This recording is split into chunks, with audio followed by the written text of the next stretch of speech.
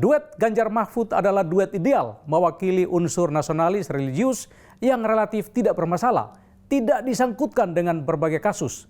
Berbeda dengan duet Prabowo Gibran atau misalnya Prabowo Erick Thohir. Prabowo disangkutkan dengan kasus pelanggaran HAM berat, kasus pembelian pesawat tempur Mirage bekas yang melanggar undang-undang dan kegagalan mengurusi food estate. Gibran disangkutkan dengan praktek politik dinasti yang dibangun di atas kecurangan hukum. Erick Thohir dikaitkan dengan aksi Telkomsel membeli saham Gotoh yang dimiliki kakak kandungnya Garibaldi Thohir. Hai sobat, senang berjumpa Anda, saya Bung Klau, mari kita racik.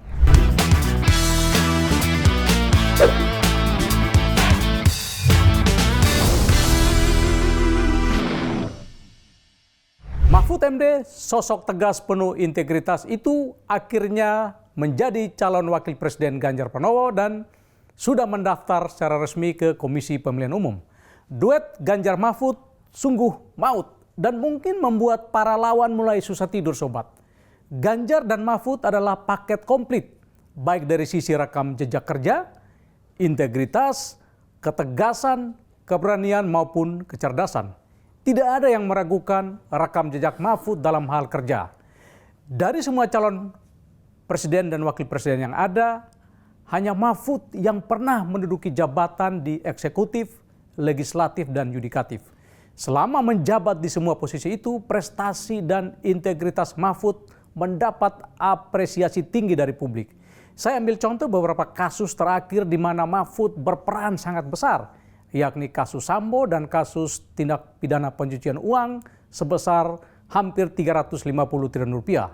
Di mata publik, kalau bicara soal integritas dan penegakan hukum, Mahfud orangnya. Dia konsisten antara kata dan perbuatan, dia tidak abu-abu. Ini sejalan dengan hasil survei Litbang Kompas Agustus 2023, di mana 39,5% memilih Mahfud karena ketegasan dan kewibawaannya. Setelah itu baru pengalaman dan prestasi sebesar 20,3%, kepintaran 16,4%, integritas, kejujuran, dan adil 13%, dan menyuarakan suara rakyat 8,3%. Sobat, dari aspek kualitas kerja, kualitas integritas, kualitas kepemimpinan, dan pengalaman, menurut saya Mahfud paling unggul dari semua calon wakil presiden yang ada saat ini. Namun pertanyaannya adalah apakah Mahfud bisa menjadi faktor penguat bagi Ganjar sehingga keduanya bisa menang Pilpres? Secara elektoral, elektabilitas Mahfud per Agustus 2023 versi Litbang Kompas masih sebesar 3,7%. Namun menurut survei Poltreking, ketika dipasangkan dengan Ganjar, duet Ganjar Mahfud memperoleh 31,6%, unggul atas Prabowo Gibran yang memperoleh 30,7% dan Anies Muhaimin yang memperoleh 18,4%. Masih ada sekitar 19% yang belum menentukan pilihannya. Keunggulan Ganjar Mahfud masih sangat tipis atas Prabowo, namun cukup jauh di atas Anies Muhaimin. Sumbangan elektoral Muhaimin di Jawa Timur ternyata masih sangat kecil. Padahal menurut para pakar survei, Jawa Timur sebagai provinsi dengan jumlah pemilih terbanyak kedua akan menjadi medan pertempuran untuk menang Pilpres. Asumsinya Ganjar menang di Jawa Tengah, Prabowo menang di Jawa Barat, Anies menang di DKI Jakarta. Karena Jawa Timur menjadi medan pertempuran, maka dua koalisi sudah menjadikan warga Jawa Timur sekaligus NU sebagai calon wakil presidennya.